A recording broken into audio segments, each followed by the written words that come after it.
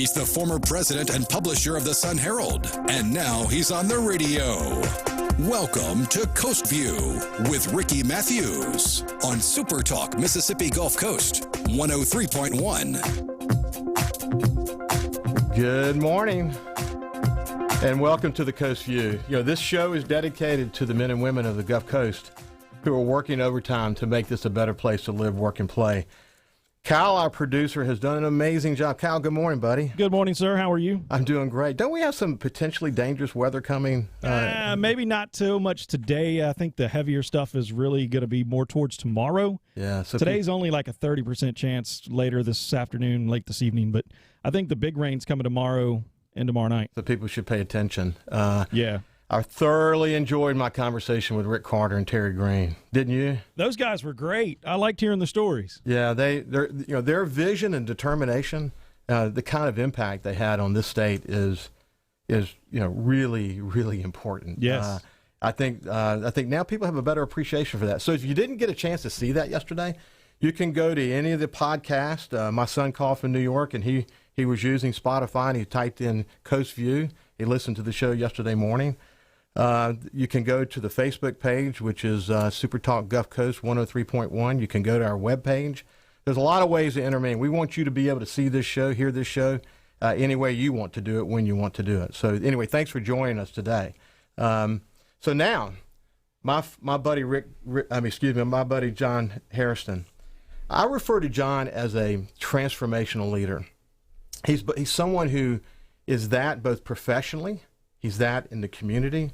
When we started the Sun Herald Leadership Awards, back when I was publisher of the Sun Herald, what I had in mind when I thought about who would we recognize, I thought about people like John, and especially John, because we want to be able to hold him up as an example, someone who others can emulate, that others can follow, that others can learn from. And that's what that award was all about. It's now the Coast Chamber One Coast Awards.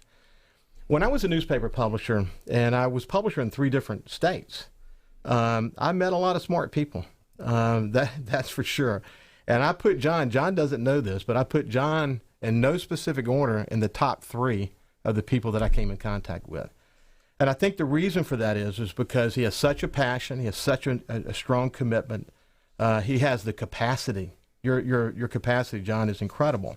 And he has the ability to work in the community, work in his profession, and work at his company, all simultaneously. And the other thing about John is he's a fun-loving guy. He's got a great smile. He loves to have fun. He loves the outdoors, especially fishing. And he is extraordinarily passionate about his family. So with all that said, John, did we raise the bar high enough? Oh, you completely blew the introduction. That was way too good and too gushy. You overshot, outkicked your coverage, every anomaly I can think of describing it. But it's a pleasure to be on the show. It's been a while since we worked together. It has been. It's been too long. And congratulations on the show. Yes. I got to listen to the one from yesterday with Rick and Terry, and I know those guys, and I learned things from listening to that show that I had long since forgotten or didn't even know. So what a terrific show. Your other guests have just been out of the park. So congratulations. I guess this is day 4. This is it. Of the show. Yeah. It's terrific. And I think it's going to be a big hit, Ricky. I really do, because the topics that you get to cover are not just limited to the coast, but the state and the region, and the importance of some of the things that happen here on the coast. So thanks to the show, thanks to you for taking the time, thanks to Kyle for making us all sound good today. Yeah, no doubt. Hey, so John, one of the things is we've talked about this so many times before, but the importance of leadership on so many different levels. And this show has an opportunity through, inspiring people to think about their role in the community. Yeah. I hope that by talking to people like you and Terry and Rick and Haley and Bobby and the ones that are to come, that they'll be able to pick up 1 or 2 or 3 things that they can actually use in their careers. I also want to remind people, they should love living here, that this is one of the most special places on earth. And it's a great reminder of that. So, and then at the end of the day, I hope it's enjoyable. I hope people just enjoy it. I laughed with Rick and Terry yesterday when he talked about when he went off to college, he was 5'10". Then when he got back from college, he was 6'5", and Rick said, "What in the heck have you been drinking?" Yeah.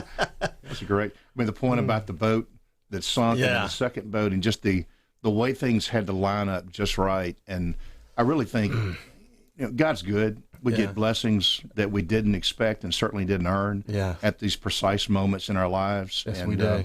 When you have folks tell their story, and I wish you could get every Coast citizen on your show and listen to their story, because there's so many of them that are just tremendous. And I was in Southwest Texas yesterday, and passed this big stockyard that had all kind of equipment and things going on, and just asked, what's that big facility doing right here in the middle of the dry area, and it was a Biloxi company. Oh, really? I mean, so there's one of the greatest exports that we have in Mississippi is our people. Yeah. And I wish there were more roles for our people, our kids to come home and live and work here. But thank goodness for Mississippians that are able to leave and go develop wonderful things, bring back those companies, and then begin to franchise them elsewhere. And so I think we're a more meaningful part of the American fabric than maybe the state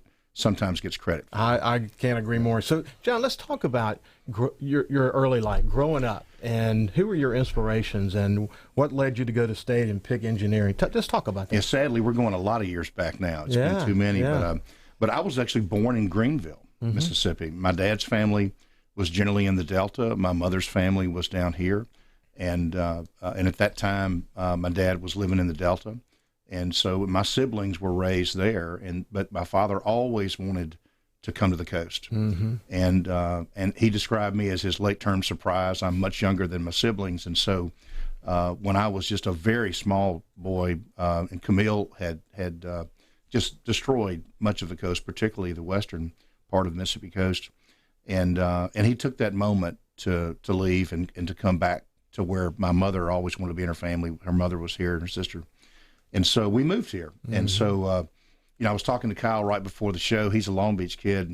And so the first place that we lived were the patio apartments right on the beach there in downtown Long Beach, while Dad got a house ready for Mom and me in Bellevue here in Gulfport. And so that first 3 months of my life, that summertime break, as I was getting ready to start school at Bellevue Elementary, the sun never shined on me when I wasn't out there on the rock pile. And I remember, I was, really not old enough to be doing this, but I was a pretty mature kid when I was small. And so I was out, seining for bait fish, selling bait fish to fishermen. And I had crab pots. I'd read 30 crab pots all up and down there and selling crabs to tourists that were coming in to buy them. And just had a wonderful upbringing. Some of the best people in the world. Yeah. The first time I ever had French dressing on pizza was at Mr. Jack's in downtown Long Beach. And then when the house was done, we moved to 47th Street, not far, Ricky, from where you were raised. Right, and I think 6 or 7 streets over from where Rick was raised. And so from yesterday's show. So grew up in Bellevue Elementary, Bellevue Junior High, as it was called back then. And when I was in 9th grade was when Gulfport High and Gulfport East consolidated. And so the Commodores and the Vikings became the Admirals. And so I was in the first graduating class of Admirals that had been Admirals the whole time. And a couple of weeks after graduation, my dad had a heart attack. And really, we lost him and revived him a couple of times, and he ended up surviving. But Dad was quit school in 9th grade to go to World War II after Pearl Harbor. And was a very patriotic guy, as most of those World War II veterans, just incredible people. And when he came back, he and Mom immediately, started having kids, and I was a very late one, but it was very important to Dad after not getting a chance to have an education, and dreamed of being an attorney. And he would go to the courthouse in Gulfport and listen to cases, always wishing, gee, I wish I'd been able to do that. So his passion for his family were for us to be able to get an education and to have maybe a little easier life than he and Mom had raising, their kids. So it was a non-starter to discuss not going to college, no matter how hard you had to. And so in a really difficult time for my family, when he got sick, and I stayed home for a year and went to Gulf Coast Community College, spent a year at JD, so I could help take care of Dad because he was really sick during that time.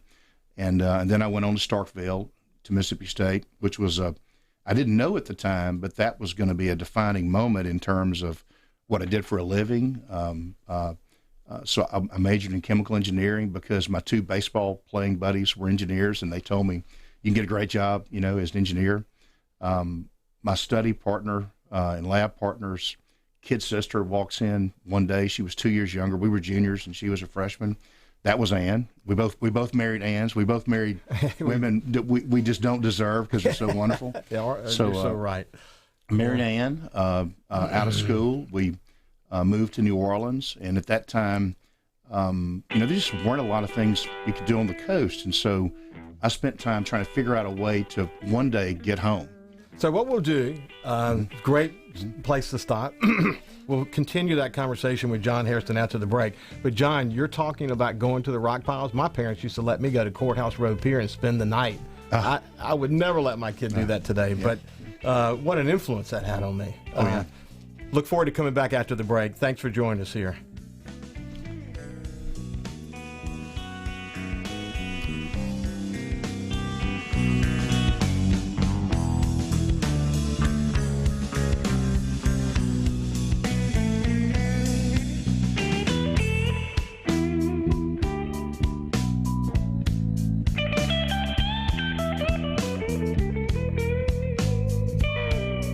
Subscribe for free to the Coast View podcast on iTunes, Google Podcasts, Spotify, or wherever you get your podcasts. Sometimes the issues of life require the assistance of a professional. Whether it involves an asbestos-related disease such as mesothelioma, personal injury from an accident, a real estate issue, or even an impending arrest charge, you need the help of an attorney. Cumbest, Hunter, and McCormick have more than 100 years combined experience representing the interests of Jackson County and Gulf Coast clients. Cumbest, Hunter, and McCormick, proud to support the Ole Miss Rebels. 762-5422, cchmlawyers.com. This is Home Answers Radio, and my guest today is Trey Jackson of Bulldog Construction. Trey, if a business has uneven sidewalks, they're asking for trouble. Would you agree? Lynn, they are. It's a trip hazard and it needs to be fixed. Our foam technology can level those uneven walks without having to lay down any new concrete. Much easier and more affordable. Trey, my wife tripped over one of those and skinned her knee up. She was fortunate. Call Bulldog Construction at 601-853-4242. Hi, Saver. Walgreens here. We like the way you save. Take coffee. You know it doesn't have to cost $4 a cup, so you make your own. And co-pays on Medicare Part D. You save up to $5 and get 100 Balance Rewards points on each prescription when Walgreens is your preferred pharmacy. Save smartly on Med D. Walgreens. Trusted since 1901. Copay savings on Tier 1 generic drugs available through select plans that include Walgreens as a preferred pharmacy. Points cannot be earned in Arkansas, New Jersey, or New York. Complete details at walgreens.com/balance. Ah, the copperhead snake. It hisses before attacking. But that's not a copperhead. That's the Sullivan's RV freshwater tank overflowing into their black one, which is backing into their vent pipe, making for a very different kind of attack. One that arrives just in time for taco night. It's wild out there. When it gets too wild, Progressive has your RV covered. Quote today at progressive.com.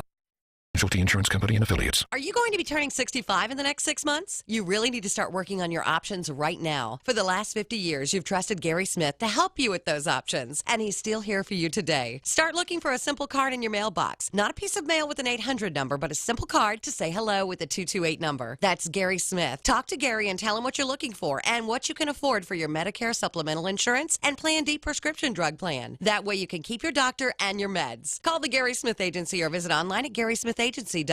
Our policy is taking care of you. Does climbing the flight of stairs to your elevated home make your joints ache? Need an outdoor elevator for your home or business? ELS Lifts provides residential, commercial, and cargo lifts designed to withstand the harsh coastal environment to simplify your elevated living needs. Every ELS lift is fabricated with marine-grade aluminum using stainless cables and hardware. Available for beach homes, commercial buildings, barns, and even houseboats. Call 888-990-LIFT or visit elslifts.com. This is Coast View with Ricky Matthews on SuperTalk Mississippi Gulf Coast 103.1. And welcome back. We've got John Hairston, the CEO of Hancock Whitney Bank, and really has defined himself in the community as a community leader. We talked about his early life, what led him to Mississippi State, And now he's talking about getting back to the coast. So talk to us about the road you went through to make it back here. It's a twisted and winding journey, to get home. But I guess probably at this point, I should make the point that everybody's life journey has these turns that you make. And most of the time, it's a combination of just good luck because something happened well at that time, but it's also good guidance. And so some of the most meaningful changes and pathways in my life really came because someone took it into their heart to take me under wing and give me good direction and give me good coaching and counsel. And one of the individuals, and it was a man named Bill McIntyre, who worked for what was then Arthur Andersen, now is called Accenture. It was a consulting arm of that firm. And I was headed out of school as an engineer. My dream, Dad had a shrimp boat, a little bitty shrimp boat, and I spent nights, particularly in the summer times, working on that boat. And we'd see these big vessels headed out to the blue water. And I always wanted to work out there, and I wanted to do it as an engineer, and I wanted to do rig design for both drilling and production platforms. And that's what I studied, and I loved it. And then Billy Mack, as we called him, came in to interview, engineers, and a friend talked me into going with him to an interview and talked to Mill. He said, if you'll come to work with the firm, we can learn business, not just the technology or the engineering application, but business. And so it was the lowest job offer I had, but it was the only one that he had promised. I'll expose you to the way companies really work and how they take their product and actually turn it into making money and growing and adding jobs and making a difference in the community.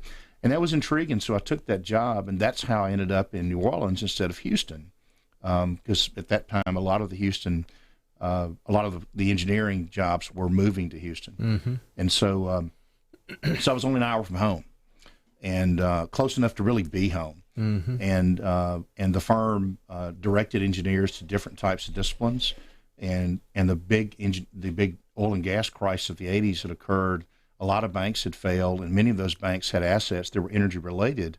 And your typical banking and finance guy hadn't really been exposed to engineering equipment. And so, I knew what a drill bit was supposed to look like, and I wasn't an expert, but I had enough knowledge to know if it was laying in the weeds, is that something that may be worth something or not. And so they selected a whole bunch of engineers that were willing to leave the engineering side of the company and go to banking. And I went to Texas really because Ann was in Houston, was my biggest driver. And so went out there and was exposed to the banking practice, particularly companies that were struggling, just trying to make it, just hold on long enough to get through this difficult time. And so the engineering was interesting, but the real fascinating part was the people part of that business where, for a living, your job is to help people realize their goals. And sometimes the pathway to those goals can be surprising and go through difficult times. And I never came out of the banking practice. I stayed in that group, left the engineering side and stayed with the banking group, and eventually picked my two primary clients in the Southeast were these two little banks called Whitney Bank in New Orleans and Hancock Bank in Mississippi, and they were both two of my primaries. What about the irony of that? Isn't that something? And then and while I was at Hancock, I heard the stories that Leo Seal and George Slogel used to talk about in the long history of the bank. And Leo spoke fondly of his father's interaction with Hancock and Whitney Bank. And most people don't realize when Hancock was founded, there were two banks, the Bank of Orleans and Hancock County Bank. It was named for Hancock County, and Bank of Orleans named for New Orleans. And they were commonly owned. The president of both banks was the same person. And he traveled every day by train back and forth between Bay St. Louis and New Orleans to operate those banks. And in 1918, when the Bank of Orleans was in trouble because of a commodities recession, the board of Hancock had to make a decision to either recapitalize the Bank of Orleans out of Hancock or let it fail, which would have been a terrible values breach for the organization, or find someone to recapitalize it.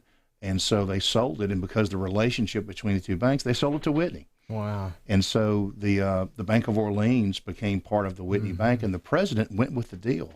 And the loss of that president led to the search for someone with an accounting background to lead the bank, and that was Leo Seal Sr. Wow. And so that whole pathway just, and then here we are 100 years later, and Leo's son is telling me, a young kid that's there to help them become an interstate bank, about this long history between the two organizations.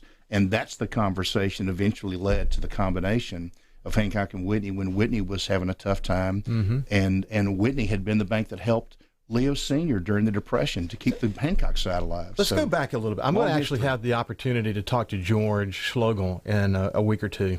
You'll enjoy that history. Yeah, he's a historian, and what a great impact he has had. I wish Leo were alive today.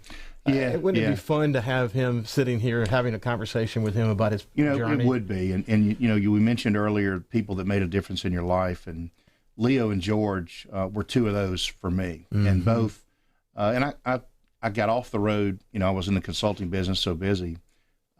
Moved back to Gulfport, went to work, really on the payroll at Hancock. As a young guy, I think I was 28 or 29, and I was the chief operations officer of this publicly traded bank, way over my head, and Leo and George were kind enough to give me a shot. And both of them took an interest in me as just a young person. Leo spent hours and hours, days and years teaching me not just the business, but also the importance of ensuring solvency and safety, and that the bank is not about the bank is about the people, because we don't have any money, we have everybody else's money. And so that importance and the honor of the industry was something that he really taught me. And George did the same thing when it came to people. And he helped me understand. In fact, one of the most meaningful stories he ever told me was one when I tell younger folks now, it's called The Price of Leadership. And he had said the best things you can ever accomplish as a community active business person are going to be accomplished with you leaving some skin, some blood, and maybe even a little meat on the floor. And if you're and I've learned that. I mean, some of the most beneficial things that we as a community have done together, it wasn't like we walked in a room and everybody suddenly agreed. Right. I mean, you have to fight sometimes, and it's not fun to do that. It's not. I don't enjoy it in the least. But trying to get the right things done for the benefit of the entire population, sometimes there is a price of that leadership. So John, when I was publisher of the Sun Herald, I would get handwritten notes from Leo. He would feel strongly about something. Maybe it's an editorial, or maybe it's a speech that I gave and he was there. I remember specifically something to do with Stennis. And I remember how much science and math, his passion for Stennis was so significant. And he would write me these long handwritten notes, just to hopefully inspire me to continue to put forward. I was always amazed that he was willing to put that kind of energy into that kind of a relationship. That doesn't surprise you, though, does it? Not at all. I have a file called Leo Notes, and I have every note that Leo ever wrote me in that file. That's awesome. And they really read like prophecy. Yeah. I mean, he was, when you run a company, and he was a community leader from 1963 until his death. Wow. 53 years he was president of a company here in South Mississippi. And you see some things. And in fact, the first public project I had, Leo, I say assigned me, stuck me with, maybe more accurate, because it was something he believed was incredibly important and most people didn't see, and that was the Shared Services Center at Stennis. Right. So you brought Stennis. And we were either going to lose jobs or gain jobs. And George had been the Stennis guy. He was first Leo and then George, and George transitioned that to me. And as a pretty young guy in my 30s, I had the monkey to try to invest time and gather the business community together to support a coast-wide venture. Because even though it was at Stennis, which is, people think of it as Pearl River County and Hancock County, that's a coast-wide, really even a regional site, that's beneficial to our community. And we won that competition to have the Shared Services Center at Stennis, and then it was taken from us. It was a very political type of activity, and we had to bid it again and won it again. and it's still out there today, and it makes a difference. And so, so what extent did that influence you? In the post-Katrina world, when you guys ended up building a Shared Services Center for Hancock Bank, did those learnings affect you? Yeah, I mean, you're just a product of the lessons you learn, and some of those are good experiences. Some of those are experiences you wish you'd handled differently, and so all those exercises, lead you to a better place. And and I look, the older I get, the more I think back at the things, the kindnesses that people showed, And so the older I get, the more I want to try and invest some of those lessons back to the younger crowd. And if you can get just 3 or 4 people as passionate about doing good things for the community, I think you've had a successful career. Yeah, I forget can't. the business, forget what you do yourself. Just trying to pass some of those lessons back, I think, is the most important thing we can do. So when we come back, we'll continue the journey of what John's life has been like since the merger with Hancock and between Hancock and Whitney. And we'll talk about the community and where that passion comes from and why it's important for us to have strong regional leadership here in coastal Mississippi. So we'll be back after this break. Thank you very much.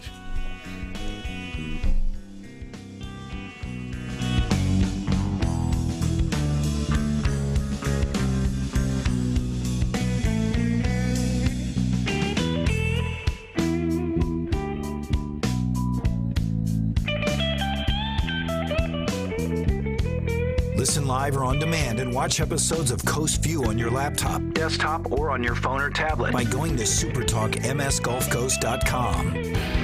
Bullet points. I'm Eben Brown. Could it be that after more mass shootings, more people will want so-called red flag laws aimed at taking firearms from mentally unstable people? People that are insane, people that are sick up here, I don't want them to be able to get a gun. President Trump likes the idea on its face. As of now, nobody with documented mental illness or aggression issues would get flagged in a background check. In addition, the same individual may not have any records that rise to the level of commitment or adjudication. Adeline Alchin's group supports red flag laws, but what could stop someone from trying to take your guns away just because they don't like you? Amy Swear with the Heritage Foundation. When properly constructed to afford robust due process protections, red flag laws may provide an important mechanism for intervention with regard to both suicides and mass public shootings. And those are your bullet points. I'm Eben Brown, Fox News. Everyone in my family uses electricity differently. But when it comes to our Touchstone Energy Cooperative, we all think about it the same way. The co-op is power. Sure, electricity turns the lights on, but power is the information I get from my co-op about efficiency, safety, technology. And I trust the co-op because we are the co-op. They're our neighbors. Our friends. Our home. Brought to you by Coast Electric and Singing River Electric, your Touchstone Energy Cooperatives. The new year is here, and I found the perfect way to shake up our shopping routine. It's Walmart's grocery pickup and delivery. Oh, yeah? We get the same prices as in-store, but at Walmart, they do the shopping for you. So it's like a shopping shortcut. A very grocery mother who just shops her grocery list so hard. A secret sauce that makes running errands a cakewalk. A life hack that hacks your life to get more life out of life. Nice. Use code WOWFRESH and get $10 off your first grocery pickup or delivery today. Walmart. Save money, live better. Delivery fee applies. Delivery available in select markets. First order only. $50 minimum. Expires March 31st, 2020. Restrictions apply. A cold can ruin your day. Sneezing, coughing, stuffiness, it's the worst. Especially when you know you have a life to live. But when you have a cold, life doesn't stop, so neither should you. Dayquil Severe provides maximum strength relief for your worst cold and flu symptoms, so you can get through your day like a champ. I mean, seriously, who's got time to be sick? Don't let a cold ruin your day. Dayquil Severe is fast and powerful relief, and that's what you want. Dayquil, the nighttime coughing, aching, stuffy head, power through your day medicine. Are your drains draining slow? Did you know this could be the beginning of a bigger problem with your plumbing system? At Masterflow Plumbing, we keep your pipes flowing, serving the Gulf Coast commercial and residential markets. Masterflow Plumbing, from water to sewer lines, toilets to water heaters, or faucets to clogged drains. If it has a pipe and it quits flowing, Masterflow will keep it going. See a leak in your kitchen, bath, or yard? Call Masterflow Plumbing. We know leaks inside and out. Proudly serving the Mississippi Gulf Coast. Call 228-870-0471 or visit masterflowplumbing.net. Ugh, I've got to get that fixed. Uneven driveways causing headaches? Helms Polyfoam will fix it without tearing up your driveway in the process. We inject Polyfoam under settled concrete to stabilize it in a matter of minutes, not days. Polyfoam is used on runways, railways, and highways, so there is no question it will support your driveway. We also repair seawalls, sidewalks, pond dams, retaining walls, and unstable soil. Visit HelmsPolyfoam.com or call Helms Polyfoam at 601-966-7821. When you need to pick up a last-minute birthday card or gift, stop in into Love's Pharmacy and Gifts in Pass Christian. Yes, Love's is a full-service pharmacy combining local hospitality and affordability. When half of the store has unique gifts, beautiful decorations for your home, fragrances, and free gift wrapping, you only have to make one stop. Love's Pharmacy and Gifts, 12345 Vidalia Road in Pass Christian. If you love great service with a smile, you'll love Love's Pharmacy, with a second location now open in Ocean Springs. Hey, I'm Steve Azar, and you never know who or what you'll hear when I spend a Mississippi Minute with my friends. We are with the fabulous Norbert Putnam as he played on so many hit records, you can't count them, and produced for some of the biggest acts ever. We got to talk Jimmy Buffett. One day at breakfast, he says, I started a new song. He says, about a night and a day in Key West, I played a bar and I got drunk, and coming home, I stepped out of my flip-flop, and I just kept going. I stepped on a beer can. And the next morning, I'm up, and I'm hungover, and I'm trying to make a margarita. I got some shrimp boiling. I can't find the salt. I said, Jimmy, I kind of like this. And he said, yeah, I think I'll call it Margaritaville. In a Mississippi Minute. Be sure to check out In a Mississippi Minute with me, Steve Azar, right here on your local SuperTalk Mississippi station, and now on iTunes, Google Play, and Stitcher. The Mississippi Power Weather Center. Your weather now. Cloudy today. We may see some showers, possibly a thunderstorm later this afternoon. High 67. Tonight, mostly cloudy. Overnight, a 30% chance of showers and thunderstorms. Low 61. Cloudy again tomorrow. 50-50 shot of showers and thunderstorms. High 72. Chance of rain increases to 80% for tomorrow night. It'll be breezy. Low 63. Visit MississippiPower.com/ways to save to learn about programs and resources that can help you save energy and money on your electric bill.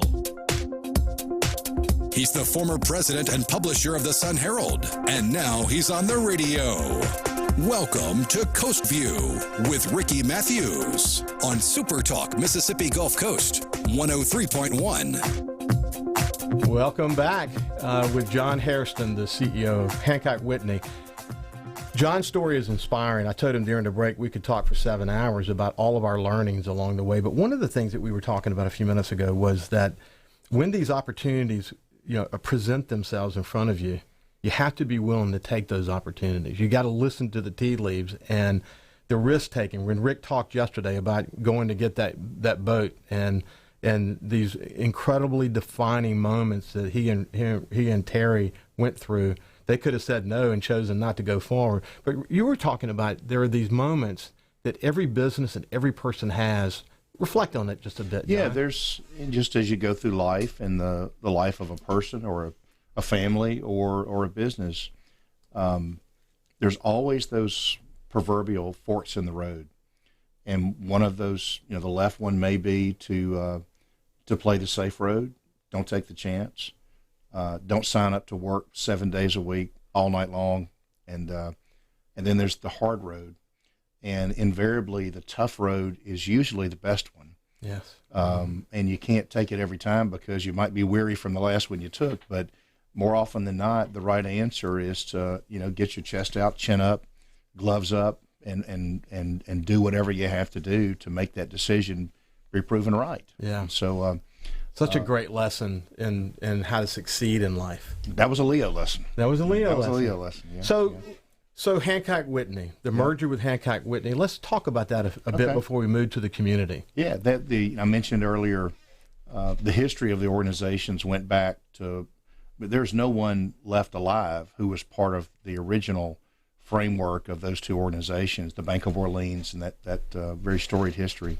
But Leo's dad, Leo Sr., shared with him that in Horatio Weston, who was the president of the bank that owned the Weston Timber Company, brought young Leo in to be the president, and he was cashier when the Depression hit. And cashier is kind of today's chief operating officer, right? Yeah. It was a big deal to be the cashier. Leo Sr. was a young cashier, was 28, maybe 27 years old. The Depression hits, banks are failing everywhere.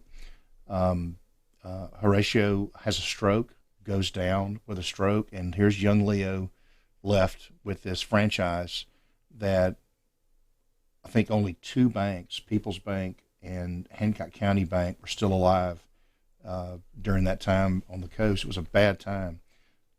and Leo Sr. knew the history of the Bank of Orleans and Whitney, and so he went to see a guy named John Bowden, who was president of the Whitney Bank at the time, and John took a liking to Leo, and they worked together to help each other during the Depression. And in 1935, the company folklore was that they formed a pact that if either company were threatened, the other would rise to its aid, because in 1935, nobody knew that it was going to be over with in a few years. I mean, you don't know if this is going to be 10 years. I mean, and so, and they assisted each other. And so that arrangement was honored from 1935 forward through the two Leos. And so one of the last conversations I had with Leo before he regrettably passed was around, remember, the commitments the company has made, and that was one of them. And so when Whitney was challenged, it was a great franchise, a great bank. Founded 18. I mean, think about it, it's 135 years ago when Whitney was founded. That's a lot of history and a lot of good things done in the community, and it was threatened, and so both from a position of honor and taking that right fork of the road towards it'll be a challenging time to double the size of Hancock by putting Hancock and Whitney together. But that was the right decision to make, both from a point of honor and from a point of business, to create value for our investors. And so we did that transaction pretty quickly. And it was tough because, anytime, take a neighborhood and take, half the members of each family and put them in the house next door, and it takes a while for the family to all operate smoothly again, right? And so it was a period of time to where virtually everyone at Hancock Whitney either had someone reporting to them that was at the other bank or worked for someone from the other bank. So it was a true commingling of resources to double the size of the company. And it took a few years to line that out. And when we did, the company just took off in growth. And so, you went from a $4 billion company in 2008 to $30 billion? Well, we went into the storm as the Katrina storm. Yeah. We went into the Katrina as a $3 billion bank. 6 months later, we were $5 because of all the growth that occurred on the coast from Katrina. By 2007 or so, I think we were $6, and now we're $30. Wow. And because of the combination of the two franchises, and the skills were different. We were the consumer, small business, commercial bank. Whitney had a much larger and corporate banking franchise that Hancock didn't have. And so when you put the two together, you had both a bigger footprint, a bigger organization, and very complementary skills. So it took a long time to get to know each other. And but at the point we achieved that cadence was restored to our normal operating practices. And as a result, the bank's grown 50% in the past just few years. Wow. Profitability's maybe 3x what it was just 5 years ago. So we went through a tough time, but have come out of it as a strong organization. How has your life as a leader changed? Well, I think the busier you get, and I think everybody, well, at least I did, and maybe some people were brighter than me, but having the proper balance between your family, your business, your faith, having that whole balance is, I think it's learned versus, just born with. Because your career gets busy and you get children coming up, and it just seems like that time between about 25 and 50 is a challenge because you have so many things in your life that you love. Right. And trying to allocate the proper share for each of them becomes an impossible task. And so you raise your kids as good as you can, and I've got just terrific kids. I'm so proud of them both. But balancing that with your broader family, which is your colleagues. Right. I've got 4,100 people that are my extended family. Right. And the decisions that I make will either help them or not. And so for me, it's a personal requirement to put their needs before my own, to ensure that 4,100 becomes 8,200 at some point in time, and that we continue providing the culture of our organization to benefit the communities we operate. And so, when I have my last day at the office, I think success for me, isn't measured by how big the company is or how much money it makes. It's really more around how many people that we helped inside and outside the company, because at the end of the day, any bank that isn't driven by its success making good things happen in the community has lost its way. So anything else you want to say about the merger before we actually shift gears to the community? Sure. Do you want to? No, it's been a great experience. One of the most wonderful parts of my daily job is how many we're in a lot of communities now. I mean, the Gulf Coast is home. New Orleans is home. And so because we have such a large, body of clients around here, that this whole area really is home. But we're in Jacksonville. We're in College Station. I was with a guy yesterday who's a big Texas A&M guy. Both he and his wife are retired faculty from and his wife was a coach at Texas A&M. And as I'm sitting there talking, he's telling me about his time at College Station. It occurs to me, we've got facilities in College Station now. And so it's just shocking when you start thinking about the breadth of the organization and going and meeting people and finding just how similar our people are, regardless of ethnicity, black, white, Hispanic. The whole footprint from Texas to Florida is made up of people of very similar commitments to community and to family. And I think it's just a wonderful part of our country. It's a wonderful part of the world. And as the company gets bigger, it has expanded the way we look at things to the point that we realize how much benefit companies that operate in this footprint, the difference they can make in the community, whether it's a bank, an energy company, a healthcare organization, whatever it may be.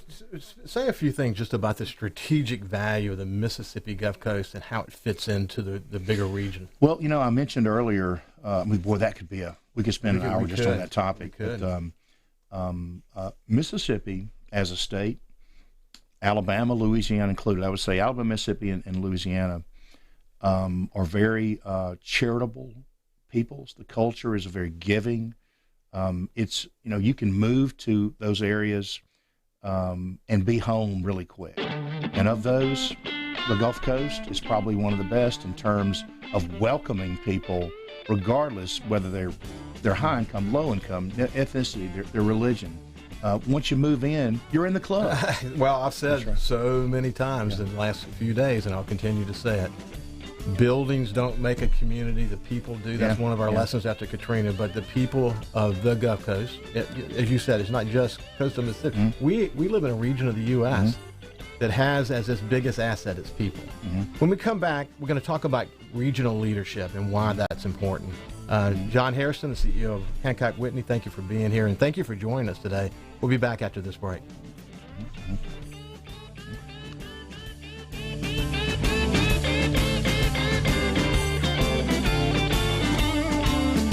Follow SuperTalk Mississippi Gulf Coast 103.1 on Twitter @SuperTalkMSGC. Sidewalk side or neutral ground side. It doesn't matter if you can't fit everyone in the car on parade night. And don't forget to make space for throws. Visit Baldwin Subaru in Covington, and we'll show you how the Subaru Ascent is a Mardi Gras game changer. With 19 cup holders, there's spots for everyone's Go Cup, and room for 8 means Grandma won't have to compete with your beads for the last seat. Whether you're a sidewalk sider or a neutral ground sider, Baldwin Subaru has the parade vehicle for you. Here's the Sports Medicine Minute by Bienville Orthopedics. Hello, my name is Ekaterina Karpetskaya. I'm an orthopedic surgeon with Bienville Orthopedics, the one to trust. If you are having persistent aches and pains in the same body part, like your knee or your shin, that only happens when you run and persists after running and does not go away after a few days of rest, it's time to see a specialist such an orthopedic surgeon. How old is too old to start an active lifestyle? There's no such number. There are some Ironmen in their 80s. If there are some persistent injuries that are keeping you from running, there are other alternatives that you could try, such as swimming or riding your bicycle. While exercising or being active in the South Mississippi heat, it's very important to hydrate. Bienville Orthopedics, Mississippi's largest orthopedic practice since 1981. So you probably already know Adventures Pub and Spirits has won awards for local favorites Hangout on the Coast and Best Bar on the Coast, but you may not know that Adventures also features an excellent lunch special menu Monday through Friday. Homemade lasagna, burgundy beef tips, chicken fried steak, shrimp creole, and more for only $8.95. Oh, my personal favorite, the seafood pie loaded up. Lump crab meat, shrimp and cheese, baked in a flaky pie crust. Adventures Pub and Spirits, 1 block north of the Hard Rock, next door to City Hall on Lemuse. Convenience, or saving your time, is promised by a lot of people these days. But going to one place for one thing, then another for something else, is your time wasted. That's why Folks Drugs is real convenience. At Folks Drugs, you can fill up the boat or small motors with non-ethanol grade gas. Then grab the coldest beer around with the huge selection of beer, and a lot of it local beers. Folks Drugs is convenience. Pops Ferry Road in Biloxi and Washington Avenue in Ocean Springs. Save time at Folks Drugs. Since 1950, when you needed help and advice from an experienced attorney, you turned to Boyce Holloman and Associates. Standing on the principles of experience, integrity, and results, Boyce Holloman and Associates can help you and your family with a variety of legal matters. When you come to Boyce Holloman and Associates of Gulfport, every client, every case gets the level of service from attorneys and staff who honor the legacy of Boyce Holloman's tradition of excellence. See Dean and Tim Holloman at Boyce Holloman and Associates, 1720 23rd Avenue, Gulfport. Hey, I'm Steve Azar, and you never know who or what you'll hear when I spend a Mississippi Minute with my friends. Talking to Paul Thorne, Mississippi true treasure, really incredible recording artist, singer, songwriter, has been doing it a long time, doing it the right way. It's almost like a Forrest Gump thing because, I was a boxer, / I worked in a furniture factory, / I had a gig 2 nights a week playing my acoustic guitar in a pizza restaurant, / I was in the National Guard, and, all this stuff was going on at the same time. / I had a writing contract with Rick Hall and Fame. In a Mississippi Minute. Be sure to check out In a Mississippi Minute with me, Steve Azar, right here on SuperTalk Mississippi, the SuperTalk Mississippi app, and now available on iTunes, Google Play, and Stitcher. This is Coast View with Ricky Matthews on SuperTalk Mississippi Gulf Coast 103.1. Welcome back. I'm Ricky Matthews, and I'm here with the CEO of Hancock Whitney, John Hairston, and he's told a great story from his early days of fishing on the rock pile in Long Beach to becoming CEO of an incredibly successful bank that serves this region. So, John, we have a few more minutes left, and I want to reflect for a minute about why it is important for people to step up in the community, people who are in various roles, whether it be CEO roles or working in various companies. Why is private sector leaders so critical to a region like ours? I'll give you 2 answers, but let me lead with the first one. It's too late if you wait until suddenly you're a big dog. You get a big title, you got a big office, you can direct money and teams of people to work on things. But if that's the first time you engage to do good things for the community, you haven't gotten your reps in. So you don't know how to do it, and you don't know how to make that network work. You have to start it when you're young, and what you bring to the table is energy and vigor, right? If you wait till you're an old guy like me and we slept 3 hours a night back in the day, right, Ricky, and got all kinds of things done. Now I need 6 or 7, and so it's important. I think the greatest gift that we as more mature, can I just say more mature, and not call us old guys? You can, but that we can give is to instill that service ethic in the younger people that we work with. There's a group called Coast Young Professionals right now. We didn't have that 25 years ago. Now we do, and so it's a vehicle where those young people with a little bit of direction can use all that energy and a no-quit attitude to get really good at doing the Lord's work, so to speak, in the community. Right. And then by the time they're running the place, because they're gonna, right, in 20 years, that crowd of people, I don't know how many of them it'll be, but they're going to be the ones in charge of everything. And if they've got their master's degree in community service, so to speak, by that time, what a wonderful region we can have. And so I think first it's making sure that the younger people are getting their reps in positions of leadership. And they may not make great decisions every time, but they're going to learn from it, just like we all did. The second part of the importance is because there's an American phenomenon right now that is undesirable, to where everything is somebody else's fault. It's never my fault; it's somebody else's fault. And at the end of the day, if we don't like something going on, it's our fault. Yeah. And you have to take the approach that we're going to work with our elected officials to make sure they understand what we believe is important and not important. They're elected to represent us. And if we don't give them guidance and design, it's not just yelling at people all the time. That's a convenient and easy way to give guidance, but you have to communicate and communicate succinctly and communicate with prioritization.